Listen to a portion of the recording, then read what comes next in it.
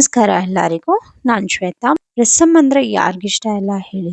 ಈ ಸಣ್ಣ ಪುಟ್ಟ ಫಂಕ್ಷನ್ಸ್ ಅಲ್ಲಿ ಹಬ್ಗಳಲ್ಲಂತೂ ರಸಂ ಇಲ್ಲದೆ ಊಟ ಕಂಪ್ಲೀಟೇ ಆಗಲ್ಲ. ಒಂದ್ಸಲ ನಾನ್ ತೋರ್ಸೋ ವಿಧಾನದಲ್ಲಿ ರಸಂನ ಮಾಡ್ಕೊಳ್ಳಿ, ಈ ಹಬ್ಬಕ್ಕಾಗ್ಲಿ ಫಂಕ್ಷನ್ಸ್ಗಾಗ್ಲಿ ಇನ್ನೂ ಹೆಚ್ಚು ಮೆರುಗು ಕೊಡುತ್ತೆ. ಅಷ್ಟು ರುಚಿಯಾಗಿರುತ್ತೆ. ಬನ್ನಿ ಹೇಗ್ ಮಾಡೋದಂತ ನೋಡೋಣ.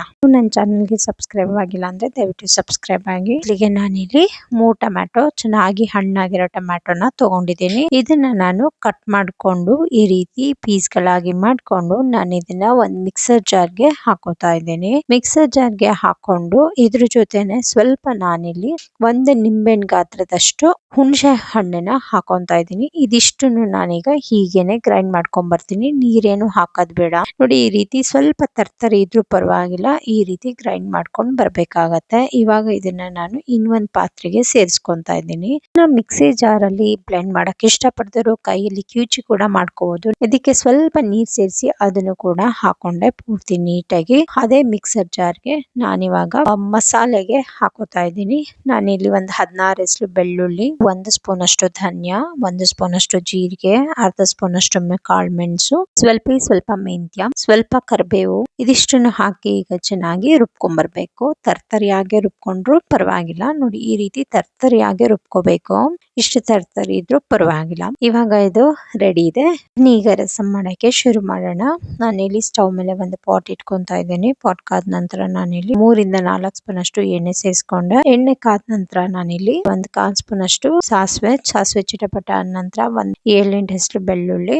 ಮತ್ತೆ ಈ ಟೈಮ್ ಅಲ್ಲಿ ಫ್ಲೇಮ್ ನ ಲೋ ಇಟ್ಕೊಳ್ಳಿ. 2 ಬ್ಯಾಡಗೆ ಮೆಣಸಿನಕಾಯಿ, 1 ಹಸಿರು ಮೆಣಸಿನಕಾಯಿ ಸೇರಿಸಿ ಸ್ವಲ್ಪ ಫ್ರೈ ಮಾಡ್ಕೊಂಡು, ತುಂಬಾ ಏನ್ ಫ್ರೈ ಮಾಡೋದ್ ಬೇಡ, ಸ್ವಲ್ಪ ಫ್ರೈ ಮಾಡಿದ ನಂತರ ನಾನಿಲ್ಲಿ ಕರಿಬೇವನ್ನ ಹಾಕೋತಾ ಇದ್ದೀನಿ. ಕರಿಬೇವನ್ನ ಸೇರಿಸಿ ಇವಾಗ ನಾನು ಇವಾಗ ಮಿಕ್ಸಿ ಮಾಡಿಟ್ಕೊಂಡ್ವಿ, ಬ್ಲೆಂಡ್ ಮಾಡಿಟ್ಕೊಂಡ್ವಿ ಪೌಡರ್, ಅದನ್ನ ನಾನಿಲ್ಲಿ ಸೇರಿಸಿದೀನಿ. ಸ್ವಲ್ಪ ಹಾಗೆ ಮಿಕ್ಸ್ ಕೊಟ್ಟು, ತುಂಬಾ ಏನ್ ಫ್ರೈ ಮಾಡೋದ್ ಬೇಕಾಗಲ್ಲ. ಇದನ್ನ ಸ್ವಲ್ಪ ಹಾಗೆ ಮಿಕ್ಸ್ ಕೊಟ್ಟು ನಾನಿಲ್ಲಿ ರುಬ್ಬಿಟ್ಕೊಂಡಿರುವಂತ ಹುಣಸೆ ಹಣ್ಣು ಮತ್ತೆ ಟೊಮ್ಯಾಟೊ ರುಬ್ಬಿಟ್ಕೊಂಡಿದ್ದೆ ಅಲ್ವಾ, ಅದನ್ನ ನಾನಿಲ್ಲಿ ಸೇರಿಸಿದೀನಿ. ಸೇರಿಸಿ ಚೆನ್ನಾಗಿ ಮಿಕ್ಸ್ ಕೊಟ್ಟು, ಈಗ ನಮ್ಗೆ ಯಾವ ಕನ್ಸಿಸ್ಟೆನ್ಸಿಗೆ, ಯಾವ ಅಳತೆಗೆ ಬೇಕು ರಸಮ್ಮು ಅಷ್ಟು ನೀರ್ನ ನಾನಿಲ್ಲಿ ಸೇರಿಸ್ಕೊಂತಾ ಇದ್ದೀನಿ.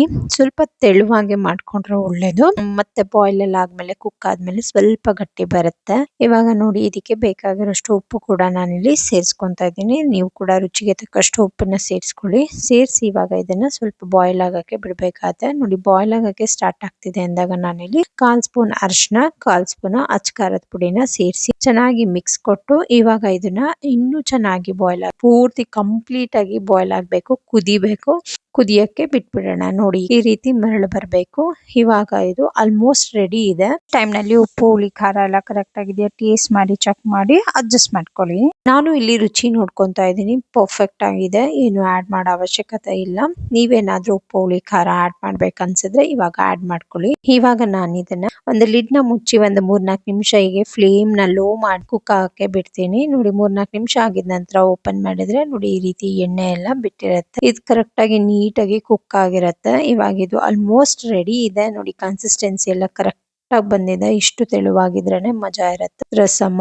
ತಿನ್ಲಿಕ್ಕೂ ತುಂಬಾ ಚೆನ್ನಾಗ್ ಅನ್ಸುತ್ತೆ. ಇವಾಗ ನಾನು ಇದಕ್ಕೆ ಹೆಚ್ಕೊಂಡಿರೋಂತ ಕೊತ್ತಂಬರಿ ಸೊಪ್ಪನ್ನ ಸೇರಿಸಿದೀನಿ. ಇವಾಗ ಸ್ಟವ್ ಆಫ್ ಮಾಡಿ ಇದನ್ನ ಹಾಗೆ ಮಿಕ್ಸ್ ಕೊಟ್ಟು ಮತ್ತೆ ಲಿಡ್ ನ ಮುಚ್ಚಿ ಸರ್ವ್ ಮಾಡೋ ಮುಂಚೆ ಹೀಗೆ ಬಿಟ್ಬೇಕಾಗತ್ತೆ. ಸೊ ದಟ್ ಕೊತ್ತಂಬರಿ ಸೊಪ್ಪು ಅದ್ರ ರಸ ಎಲ್ಲ ಹಾಗೆ ಬಿಡುತ್ತೆ.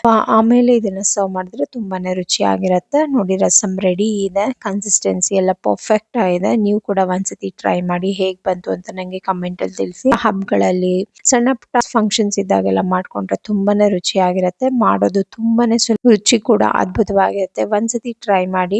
ಇಷ್ಟ ಅಂದ್ರೆ ಫ್ರೆಂಡ್ಸ್ ಅಂಡ್ ಫ್ಯಾಮಿಲಿ ಜೊತೆ ಕೂಡ ಶೇರ್ ಮಾಡಿ. ಇದನ್ನ ಸರ್ವ್ ಮಾಡ್ಬೇಕಾದ್ರೆ ಬಿಸಿ ಬಿಸಿ ಅನ್ನಕ್ಕೆ ಸರ್ವ್ ಮಾಡಿ. ಜೊತೆಗೆ ಹಪ್ಪಳ ಇದ್ರಂತೂ ಇದ್ರ ರುಚಿ ಇನ್ನೂ ಡಬಲ್ ಆಗುತ್ತೆ. ಚಳಿಲಿ ಶೀತ ಆಗಿದ್ದಾಗಂತೂ ಇದನ್ನ ಮಾಡ್ಕೊಂಡು ತಿಂತಾ ಇದ್ರೆ ನಾಲ್ಗೆಗೆ ಒಂದು ಹೊಸ ರುಚಿ ಅನ್ಸುತ್ತೆ. ರಿಲೀಫ್ ಕೂಡ ಆಗುತ್ತೆ. ದಯವಿಟ್ಟು ಮಿಸ್ ಮಾಡದೆ ಒಂದ್ಸತಿ ಟ್ರೈ ಮಾಡಿ. ಹೇಗ್ ಬಂತು ಅಂತ ನಂಗೆ ಕಮೆಂಟ್ ಅಲ್ಲಿ ತಿಳಿಸಿ. ವಿಡಿಯೋ ಇಷ್ಟ ಆದ್ರೆ ಲೈಕ್ ಮಾಡಿ, ಶೇರ್ ಮಾಡಿ, ಸಬ್ಸ್ಕ್ರೈಬ್ ಮಾಡಿ. ಮತ್ತೆ ನೆಕ್ಸ್ಟ್ ವಿಡಿಯೋದಲ್ಲಿ ಸಿಗೋಣ. Thanks for watching.